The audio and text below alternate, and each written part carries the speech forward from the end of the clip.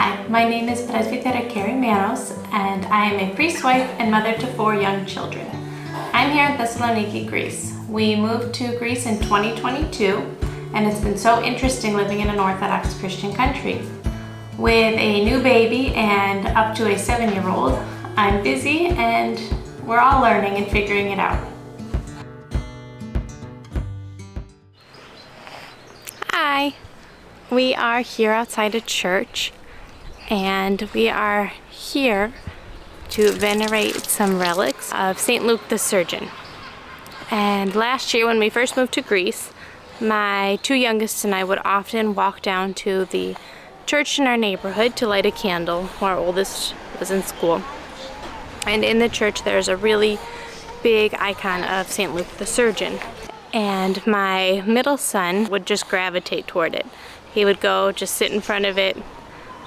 He was only 4 years old at the time. And he just loved this icon, and he loved St. Luke the Surgeon. And there was even a time we took all the kids to a bookstore and told them they could pick out a book.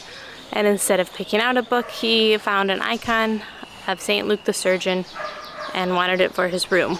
Then, a few months later, we experienced some health issues with him, and he ended up in the hospital for a few days. And St. Luke the Surgeon, being a doctor, became a really special saint for our family and for our son in particular. We also at this time started to do something where we found family saints. We had each of our kids pick a saint that wasn't their patron saint, it wasn't with their name, and we had our family as a whole pick a saint. So we started learning about these other saints and celebrating their feast days. And we found out that there would be some relics of St. Luke the Surgeon about 20 minutes away from us, his heart. So we came as a family to come and venerate the relics of the saint who has been so helpful to our family.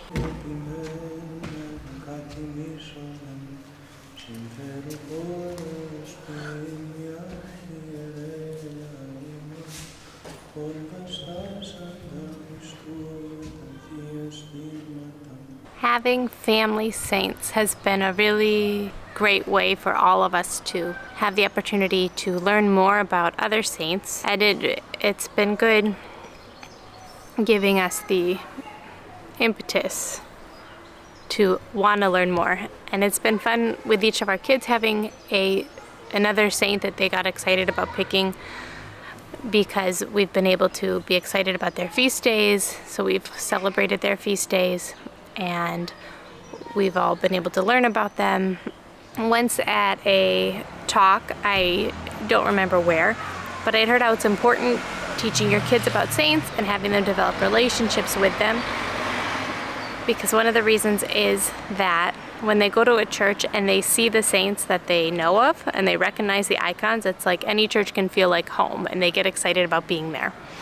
And I see that with our own kids. When we go into a church, one of their favorite things to do is to start walking around and looking at all the icons and see, which church has what. It's almost like collecting Pokemon cards or something, as they get so excited to see what saints are in each church, and they get excited to see their patron saint, they get excited to see their special saint, they get excited to find each other saints. And for us as parents, it's been really good having these extra saints, because it's helped me learn more about other saints. And it's really made the ecclesiastical year come to life more for our family, because we look ahead and we get excited about the feast days coming up, not just the big great feasts of the church like Pentecost and Pascha and Christmas, but for the saint feast days. We get excited about them, and if possible we try to go to liturgy or go to Vespers for our saints, and we try to do things like what we did today, come and venerate these relics that are here close by us. We can change our scenery here so you can see the church in the back. The thing about venerating relics, if you're wondering why we do it, God came to earth as man. He came to earth, he sanctified earth. God can still do that, and one of the ways he does that is through saints. So when people become holy through their love of God, it's not just their personality that becomes holy. They weren't just like really good people. Their body becomes holy as well. Their body is sanctified, which is why for saints you'll find their body parts incorrupt. They don't decompose the same way that somebody else's would. St. Luke the surgeon, who we just went and venerated, he fell asleep in the Lord in 1961, which is fairly recent, but still quite a few years. You wouldn't expect it much to be intact. We went and we venerated his heart, and his heart is, we could only see, it's in a box, we could only see part of it, but it's still there, pretty much like a heart, like he had just died. So it's just so cool to see how God works in our world, and it's so cool to be able to share that with our children. So if you can, with your kids, I would suggest learn about their saints, the ones they're named for, and also try to pick another one that you have a special relationship with. And you can pick one even for your family to have a relationship with. And get excited about their feast days. You know, if you can, go to liturgy if that's an option for you.